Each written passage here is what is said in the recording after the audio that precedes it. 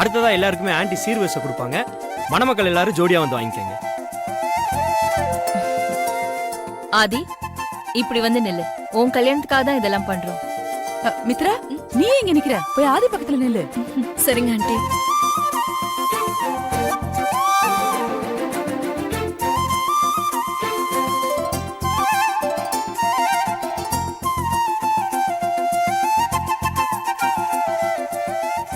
குபேரன் சிலையை வீட்டுல வச்சு கும்பிட்டா செல்வம் கொழிக்கும்னு சொல்லுவாங்க. செல்வ செழிப்போட நீங்க நல்லா இருக்கணும் தான் இந்த குபேரன் சிலையை உங்களுக்கு பரிசா கொடுக்கறேன்.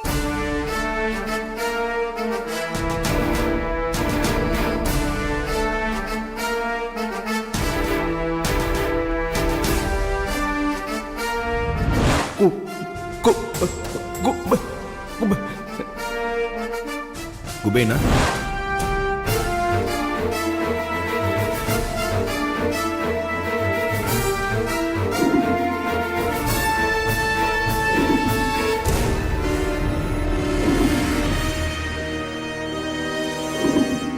அக்கா, அடுத்தது பெண்ணழைப்பு தான்.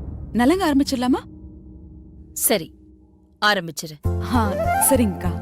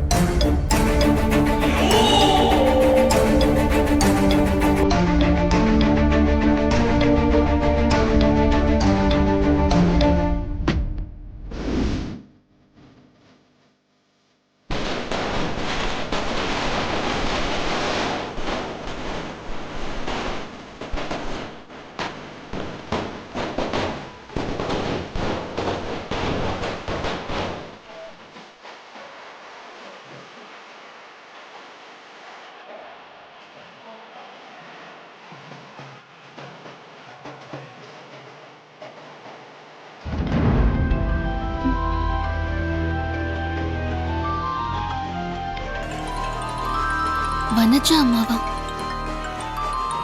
இந்த நேரத்துல எதுக்காக வனஜா அம்மா கூப்பிடுறாங்க? இங்கதானே இருக்காங்க, அப்புறம் எதுக்கு ஃபோன் பண்ணணும்? என்னவா இருக்கும்? வனஜா அம்மா இங்க இல்லையே, வீட்ல இருந்து ஃபோன் பண்றாங்க போல இருக்கு. எதுக்காக ஃபோன் பண்றாங்கன்னு தெரியலையே. ஹலோ, சொல்லுங்கம்மா. என்னடி போன் எடுக்கிறதுக்கு இவ்ளோ நேரமா உனக்கு? இல்லம்மா, இங்க பேண்ட் வாத்திய சத்தத்துல போன் அடிக்கிற சத்தம் கேக்கல. அடேங்கப்பா, உனக்கெல்லாம் வந்த வாழ்வை பத்தியடி. ஆதிக்கடவுர் அகிலாண்டேஸ்வரி மூத்த மருமகளுக்கு சமமா உனக்கும் பெண்ணழைப்பு, அதுவும் பேண்ட் வாத்தியத்தோட. இருக்கட்டும் இருக்கட்டும். ஆனா இதெல்லாம் பார்த்து நீ அகிலாண்டேஸ்வரிக்கு மூத்த மருமகளா வந்துடலான்னு கனவுல மிதந்துடாத. அது நான் உயிரோட இருக்கிற வரைக்கும் நடக்காது. ஆமா, சாரட்டு வண்டியில பகுமானமா ஊர்வலம் போய்கிட்டு இருக்கியே, ஊர்வலத்துல ஒரு தொம்பி இருக்கானா பாத்தியா?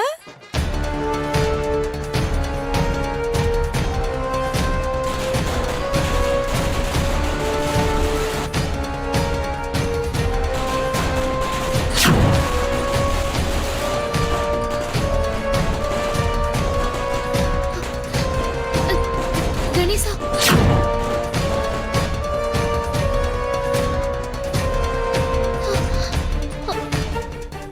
என்னடி ஷாக்கா? ஷாக்க குறை. ஊர்வலத்துல உன் தொம்பி இருக்கானான்னு இன்னும் கொஞ்சம் நல்லா தேடு.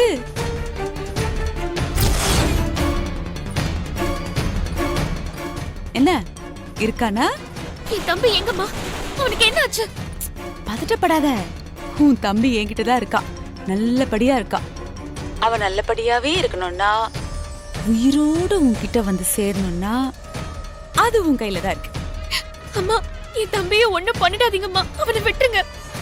உங்களை கெஞ்சி கேட்டுக்கிறேம்மா. ஏய் என்னடி இது? நான் சொல்றதுக்குள்ள கெஞ்ச ஆரம்பிச்சிட்ட. முதல்ல நான் சொல்றது கேளு. உன் தம்பியை வச்சுட்டு நான் என்ன பண்ண போறேன்? நான் சொல்றதெல்லாம் நீ கேட்கணும். இங்க பாரு, பெண் அழைப்பு ஊர்வலம் முடிஞ்சதும் நான் சொல்ற இடத்துக்கு நீ வந்து சேரணும். அதுவும் யாருக்கும் எதுவும் சொல்லாம. புரிஞ்சுதா? நான் கண்டிப்பா வரேம்மா. என் தம்பி எதுவும் பண்ணிடாதீங்க. அது என் கையில இல்ல, உன் கையில தான் இருக்கு. ஊர்வலம் முடிஞ்சதும் காதும் காதும் வச்ச மாதிரி நீ வந்து சேரணும். இல்ல அப்புறம் உன் தம்பி உயிரோட உன்கிட்ட வந்து சேர மாட்டான். ஊர்வலம் முடிச்சது நான் கண்டிப்பா வரேம்மா. எங்க வரணும்னு சொல்லுங்க. நேரா வீட்டுக்கு வா.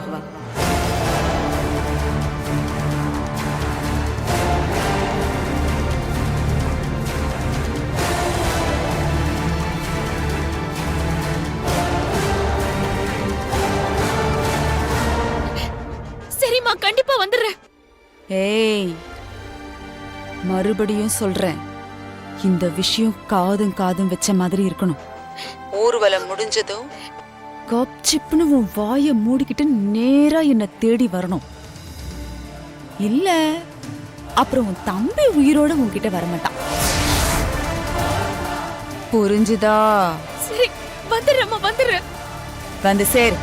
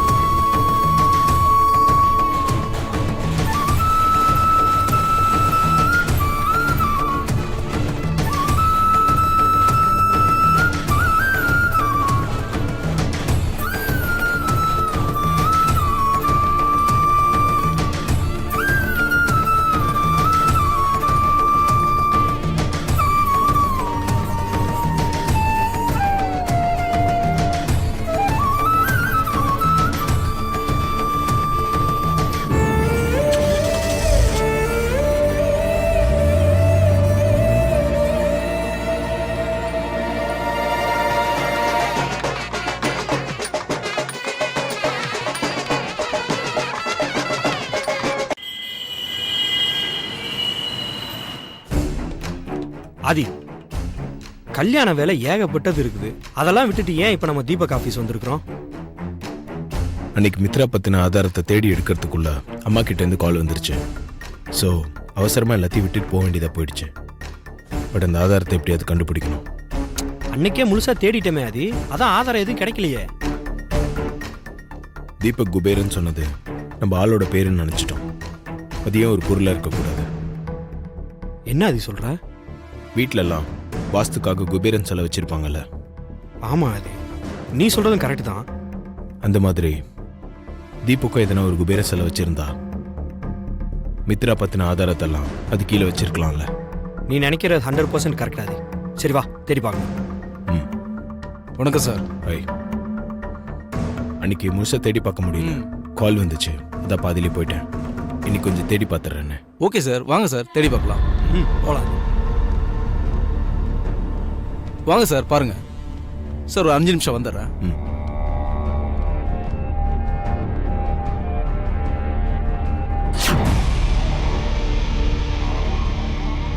ஷாம், குபேரன் சிலை அங்க எதுனா இருக்கான்னு பார்ப்போம். நீங்க பாரு, நாங்க பார்க்குறேன். ஓகே.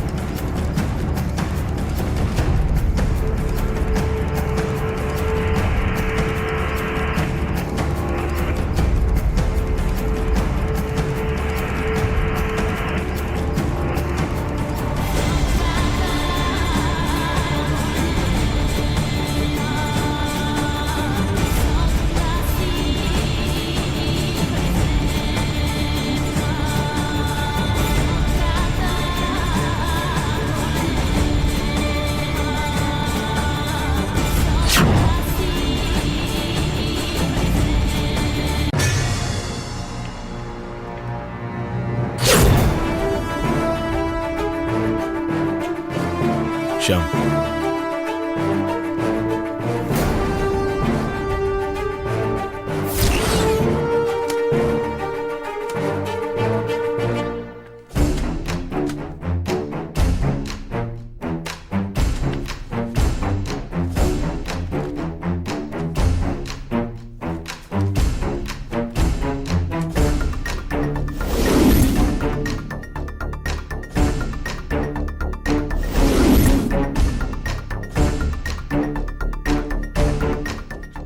மித்ரா நந்தினியோட தங்கச்சி. நந்தினி ஏதோ ஒரு பிளானோட தான் இந்த மித்ரா அமுச்சு வச்சிருக்கா. நாகபுரி வம்சத்துக்கு எங்க குடும்பத்து மேல இருக்க பகை தீர்த்துக்க எங்களை பழி வாங்கறதுக்கு தான் நந்தினி இந்த வேலையை செஞ்சிருக்கா. என்னோட இந்த கல்யாணத்தை நிறுத்துறதுக்கு இந்த ஆதாரம் போதும். இந்த ஆதாரத்தை உங்க அம்மா கிட்ட காட்டினா மித்ராவுக்கும் உனக்கும் நடக்கிற கல்யாணம் நடக்காது.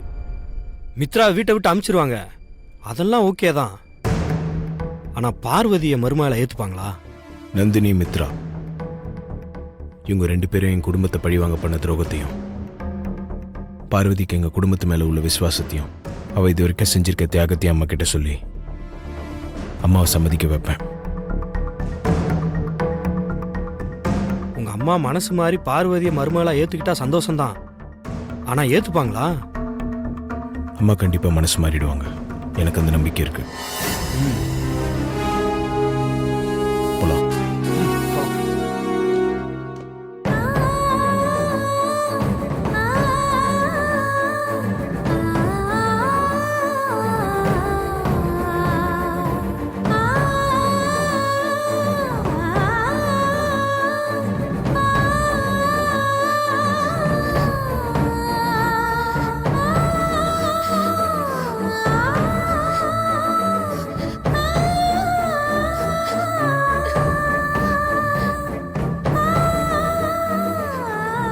ஏய், அப்புறம் பெண் அழைப்புல நல்லபடியா முடிஞ்சுதா? நான் உங்களுக்கு என்னமா துரோகம் பண்ண? என்கிட்ட ஏன் இப்படி எல்லாம் நடந்துக்கிறீங்க? என் தம்பி எங்க? அவனை எதுக்காக நீங்க பிடிச்சு வச்சிருக்கீங்க? ஏய், ரொம்ப பதட்டப்படாத. உன் தம்பி இது வரைக்கும் நல்லா தான் இருக்கான். அவன் இனிமேலும் நல்லா இருக்கிறதும் வீட்டுக்கு வரதும் வராம போறதும் உன் கையில தான் இருக்கு. என் தம்பி எங்க? முதல்ல அவனை காட்டுங்க. தம்பியை பார்க்கணுமா? காமிக்கிறேன்.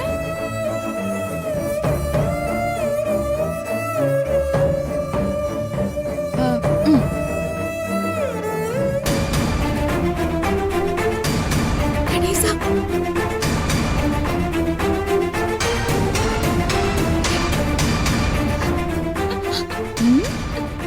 நல்லா இருக்கா? தம்பி பாத்தியா? என் தம்பியை விட்டுருங்கம்மா. அவன் சின்ன பையன். அவனை எதுக்காக இப்படி கட்டி போட்டு வச்சிருக்கீங்க? சொல்றேன். அதுக்கு தானே உன்னை வர சொன்னேன். இப்போ நீ என்ன பண்றன்னா, நான் சொல்ற மாதிரி இதுல ஒரு லெட்டர் எழுது. என்ன பார்த்துக்கிட்டே இருக்க? உன் தம்பி வேணுமா வேணாமா?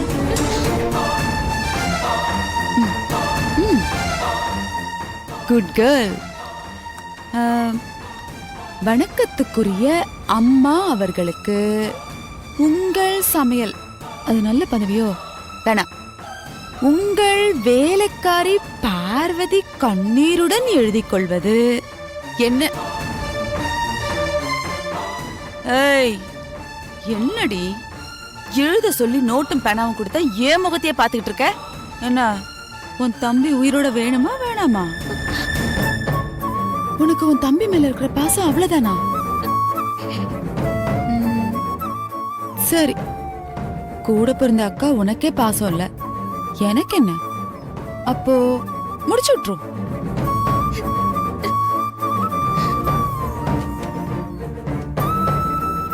பாசக்கார அக்காதான், பரவாயில்ல. சொல்லவா மறுபடியும்? வணக்கத்துக்குரிய அம்மா அவர்களுக்கு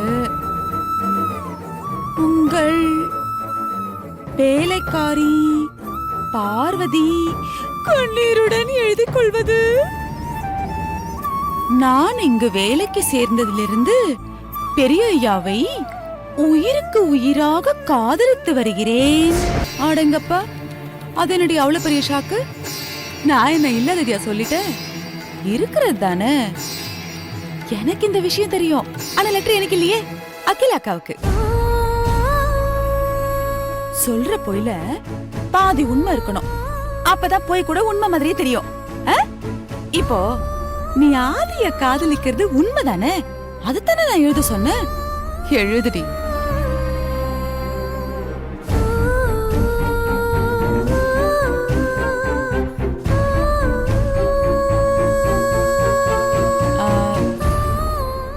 பெரியய்யாவை நான் உயிருக்கு உயிராக காதலிப்பதால் வேறொருவரை கணவராக என்னால் ஏற்றுக்கொள்ள முடியாது.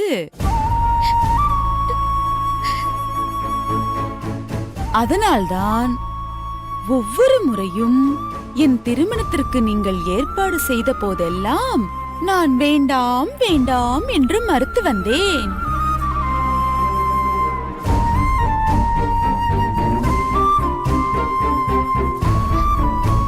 என்னடி திரும்ப நிறுத்திட்ட? தம்பி வேணுமா வேணாமா? பாதம் ஒழுனது எழுது.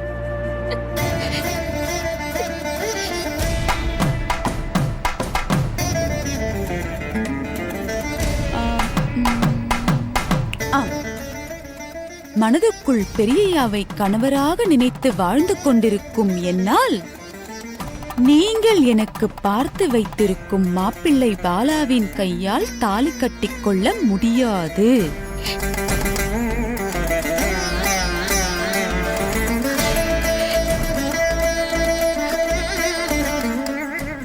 அதேபோல் என் உயிரில் கலந்திருக்கும் என் பெரியய்யா மித்ராவின் கழுத்தில் தாலி கட்டுவதை என் கண்களால் பார்க்க முடியாது.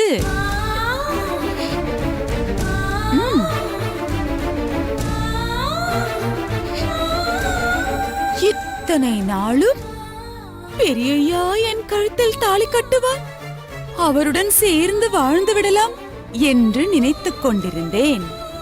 இனி அது நடக்காது, எங்கள் திருமணமும் நடக்காது என்று புரிந்து கொண்டேன்.